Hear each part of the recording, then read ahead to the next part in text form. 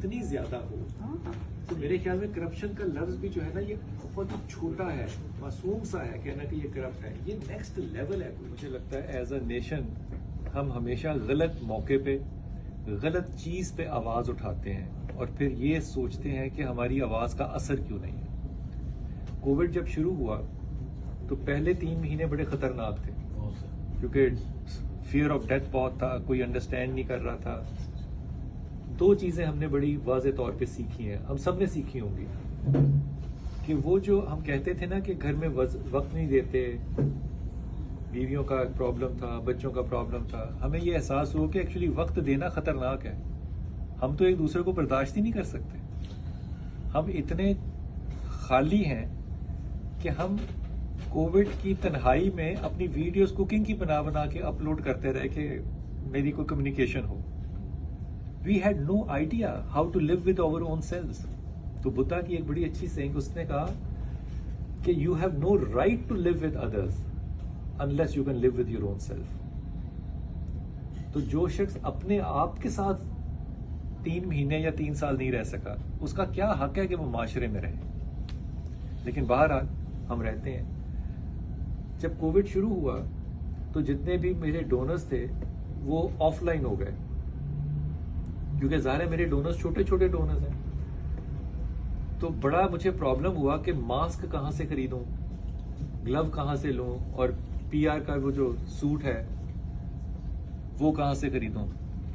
तो वो जो मास्क आप आम पहनते हैं जिसको सर्जिकल मास्क कहते हैं, इसमें चाइना से इस वक्त इंपोर्ट होके जो आ रहा है पाकिस्तान में, imported, that cost 10 to 12 rupees.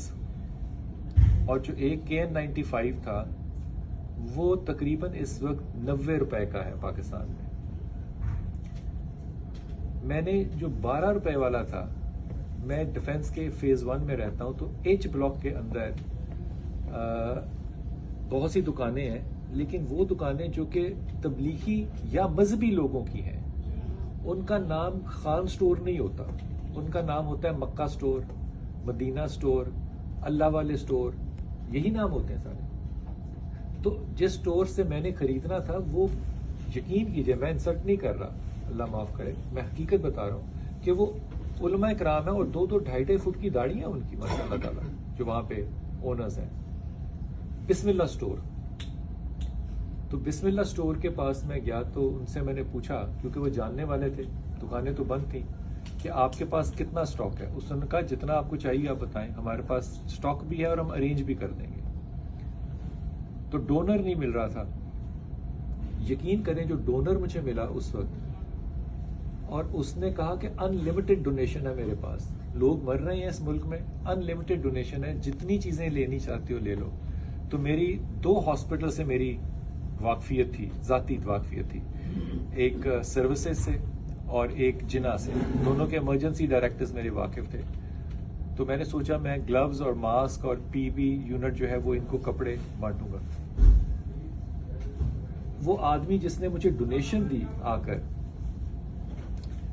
वो आदमी ने जिंदगी में कभी नमाज नहीं पढ़ी होगी, वो शराब पीता है, वो वीकेंड के ऊपर अपने घर में डांस कराता है और अपने दोस्तों को बुलाता है, और पूरा एक डांसिंग इस तरह का कमरा उसने बनाया हुआ है। मुझे यकीन था कि इसको कोविड नहीं हो सकता, क्योंकि उसका और जो पब्लिक है उसमें एक पूरे डाइनिंग रूम का फर्क है। So he always stay away from all that lights, लेकिन वो लाइट्स का इंतजाम करने वाला जरूर है। उसने मिलियंस मुझे ओपन एंड कर दिए कि आप खर्चें। जो बिस्मिल्लाह स्टोर है उसने मुझे एक 12 रुपए वाला मास्क जो था वो 350 रुपए में दिया। एक 95 रुपए का मास्क जो है उसने 3500, 3000 और 500 रुपए में मुझे दिया। तो उन्होंने हमें, खैर जिस दिन हमने सामान उनसे ही उठाया उनकी दुकान से, वो ऑफ डे था उनका, वो जुमे का दिन था।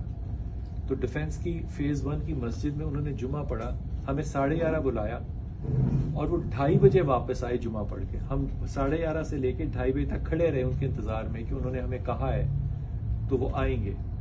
2:30 बजे से 3 बजे तक उन्होंने हमें लेक्चर दिया कि आपने जुमा क्यों छोड़ा। हमने कहा हमें तो आपका इंतजार कर रहे थे कि हमें जुमा पढ़ने चले गए तो आप चले जाएंगे तो दुकान तो बंद है, फिर हम कैसे करेंगे। किसी ने उस वक्त आवाज क्यों नहीं उठाई कि मुसलमान जखीरा अंदोजी क्यों कर रहे हैं, मुसलमान ब्लैक मार्केटिंग क्यों कर रहे हैं, क्या जखीरा अंदोजी करने वाला मुसलमान है? वहां आवाज क्यों नहीं उठाई? सारों की आवाज सियासी वोट पे उठती है जिसका किरदार साजी से कोई ताल्लुक नहीं है, लेकिन जहां मुसलमानों का किरदार ZEROs हो जाता है वहां पे कोई मुसलमान आवाज बुलंद नहीं करता। मैंने आज तक नहीं देखा कि कहीं आवाज ये बुलंद हुई हो कि मुसलमानों को जब मौत सर पे अटक रही थी तो उस वक्त ज़खीरा अंदोजी नहीं करनी चाहिए थी, अगर की है तो अब तौबा करें और इज्तिमाई तौबा करें। सब ने पैसे कमाए, आवाज मेरे ख्याल में तब उठनी चाहिए थी। जो इस वक्त हालात जा रहे हैं इनका किरदार से कोई ताल्लुक नहीं है, ये सियासी हालात हैं और पाकिस्तान ने इस तरह के सियासी हालात कोई पहली दफा नहीं देखे, हमने 20 दफा देखे हैं।